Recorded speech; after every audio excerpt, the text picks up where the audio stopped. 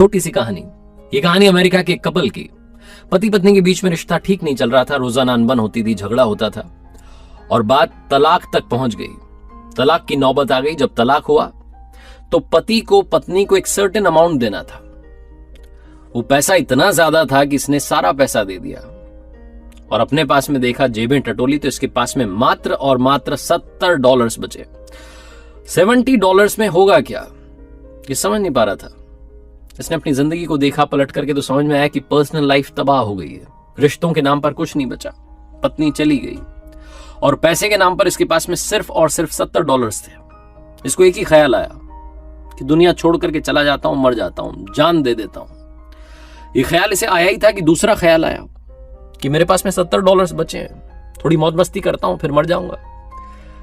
इन $70 को तो खत्म कर दूं। जब सब कुछ खत्म हो ही गया है तो इनको भी रख के क्या करूंगा। इसी ख्याल के साथ में कसीनो के लिए निकल गया। जुआ खेलूंगा, पैसा उड़ाऊंगा, मर जाऊंगा। वहां पहुंचा तो लाइन लंबी थी। अपनी बारी का इंतजार करने लगा और पास में एक न्यूज़पेपर रखा हुआ था, उसे पढ़ने लगा।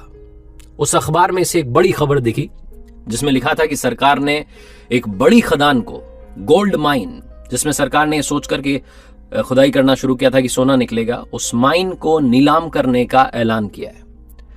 और वो जो नीलामी की तारीख थी वो उसी दिन थी। थोड़ी देर बाद उसका समय हो रहा था। पास ही में जगह थी, सुनसान जगह पर वो खदान थी।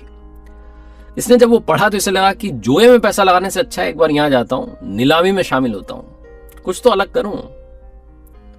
दिमाग वैसे भी इसको कुछ ठीक तो लग नहीं रहा था। इसको लगा चलो ये छोड़ो, ये करते हैं। इसके दिमाग में तो पता नहीं क्या ही चल रहा था। तो वो ड्रॉप करके ये निकल गया वहां जहां नीलामी होनी थी, उस बड़ी सी खदान की। वो इतना बड़ा गड्ढा जिसमें से कुछ नहीं निकला। सरकार ने आशा त्याग दी। उस जगह पर ये पहुंचा। वहां जाकर के सोचने लगा कि नीलामी में मुझे कुछ मिल गया तो ठीक है, और इस जगह का अगर ये मुझे मिल जाती, इसमें से कुछ निकल गया तो ठीक है, वरना इसी में कूद करके जान दे दूंगा। बड़ा सा, बहुत बड़ा सा गड्ढा था। इतनी बड़ी खदान वहां पर खोदी गई थी, लेकिन निकला कुछ नहीं था। ये वेट करने लगा कुछ और लोग आ जाए, लेकिन इसके लिए सबसे बड़ा सरप्राइज ये था कि वहां पर कोई नहीं पहुंचा। सिर्फ ये इकलौता आदमी वहां पर उस बिडिंग में पार्टिसिपेट करने के लिए पहुंचा और वो खदान इसके नाम कर दी गई। $70 में इतनी बड़ी खदान इसको मिल गई। अब ये सोच रहा था क्या करें, कहां से कूद करके इसमें जान दें। तभी इसके पास में मजदूर आए। उन्होंने कहा कि साहब एक बात बताइए, क्या करें आज?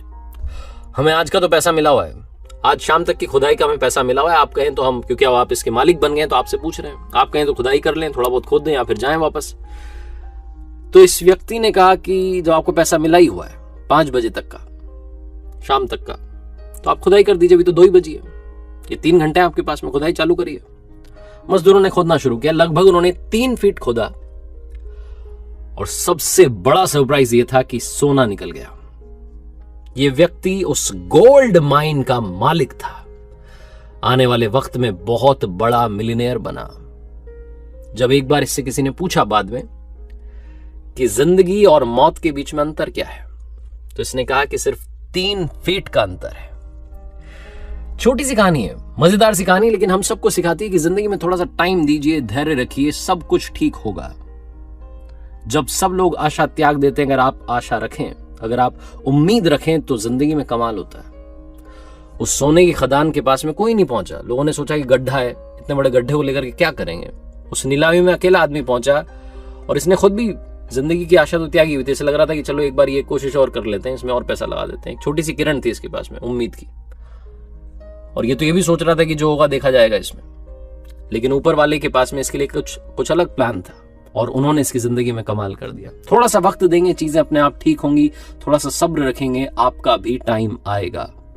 जिंदगी में धैर्य के साथ, ऊपर वाले के आशीर्वाद के साथ, अपनी सच्ची मेहनत के साथ और अपनी फैमिली के प्यार के साथ कर दिखाओ कुछ ऐसा कि दुनिया करना चाहे आपके जैसा।